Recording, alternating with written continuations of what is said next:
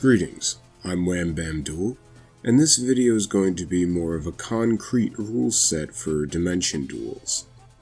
This rule set is inspired by the rules detailed in TGSAnime's video linked in the top right, but this one is made to be more in-depth and to cover specific corner cases and rulings.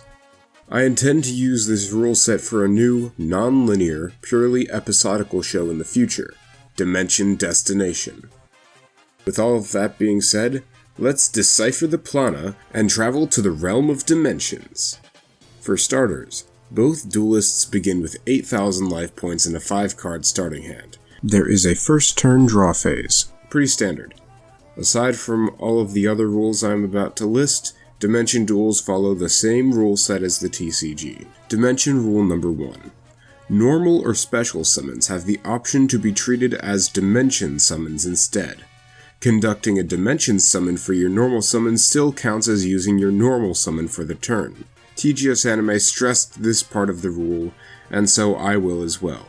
Dimension summoning does not grant a player additional summons for the turn. For a more in-depth part of this rule, only cards that are originally monsters can be dimension summoned.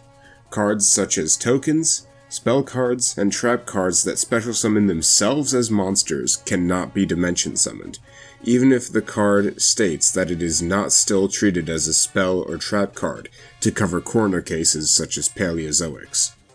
Dimension summoning allows players to normal summon monsters without tributing, although if its tribute cost is printed on the card, such as the God cards or Apocryphal Towers or anything like that, that tribute summon cost must still be fulfilled. If a monster is summoned to a non-owner's field, such as kaiju monsters or lava golem, the controller of the monster gets to decide if the summon is treated as a dimension summon, and if so, gets to decide the spirit value of the monster, which leads right into Dimension Rule 2. All monsters that are dimension summoned begin with 0 attack and defense. When a monster is being dimension summoned, and the summon is declared successful, you can increase the monster's original attack and defense by using your spirit. Using your spirit means choosing a percentage from 0 to 100. The monster's original attack and defense become that percentage of its printed values on the field. Until a dimension summoned monster leaves the field, its original attack and defense are treated as the spirited value. If a monster is used for an effect similar to Catapult Turtle or Nibiru the Primal Being, its original attack and defense are treated as the spirited value. Dimension Rule 3. When summoning multiple monsters at the same time, such as via pendulum summoning, all of the summoned monsters must either be dimension summoned or summoned normally. If all of the monsters are dimension summoned, only one spirit value can be chosen to apply to all of the dimension summoned monsters. Here's an example. Let's say I pendulum summon Blue Eyes White Dragon, Red Eyes Black Dragon, and Dark Magician. I have two options.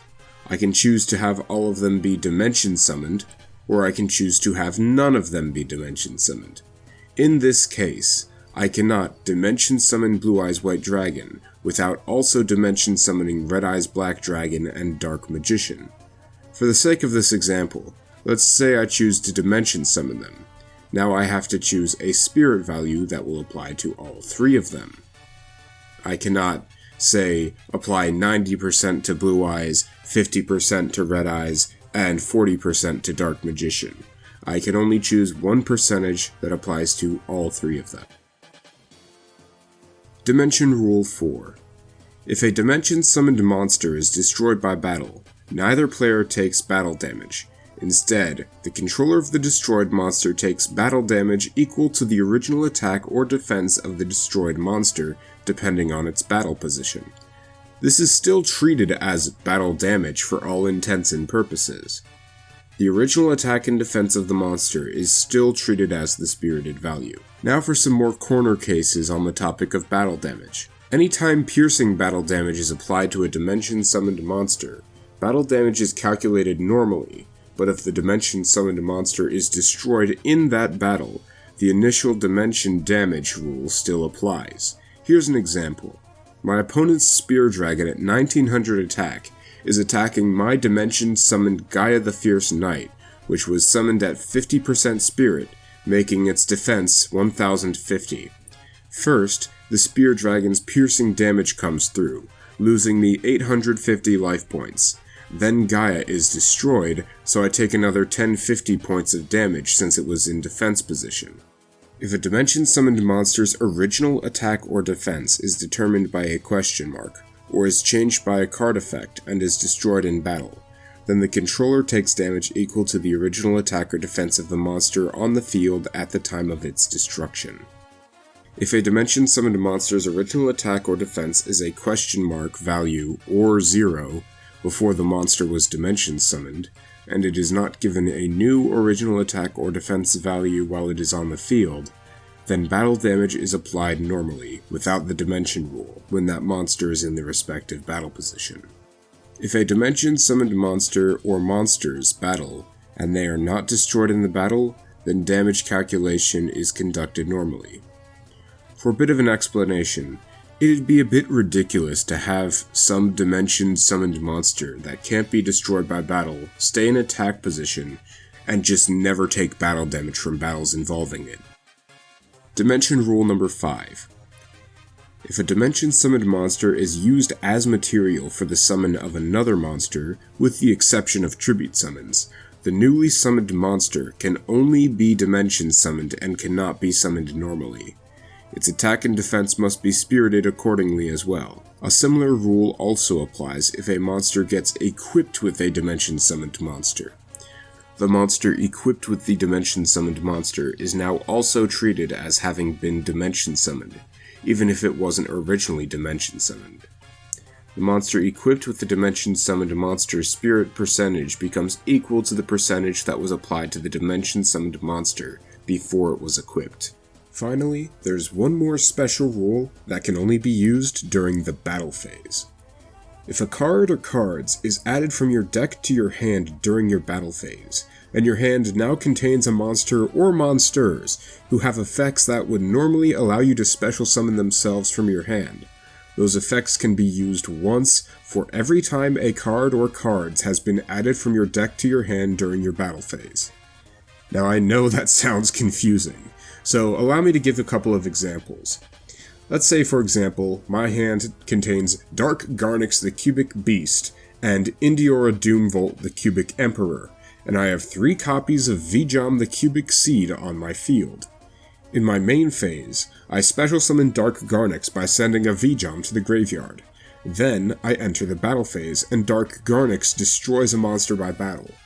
It sends itself to the graveyard, then it special summons the previously sent Vijam from the graveyard. After that, it adds Blade Garudia the Cubic Beast from my deck to my hand.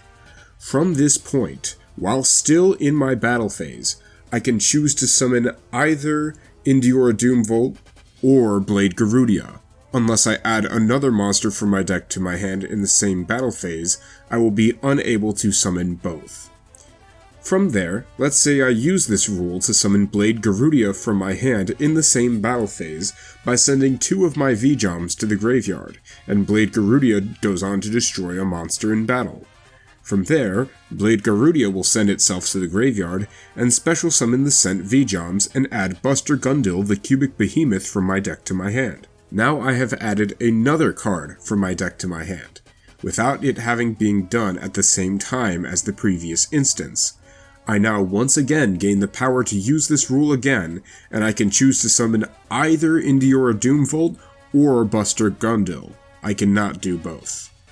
Another example. It is currently my battle phase, and I have just activated an effect that allows me to add 2 Blue Eyes White Dragons from my deck to my hand. Even though it wasn't added to the hand by the card effect, I can now use the effect of a Blue Eyes alternative White Dragon that was already in my hand. So allow me to restate the rule one more time so it hopefully seems a little more clear.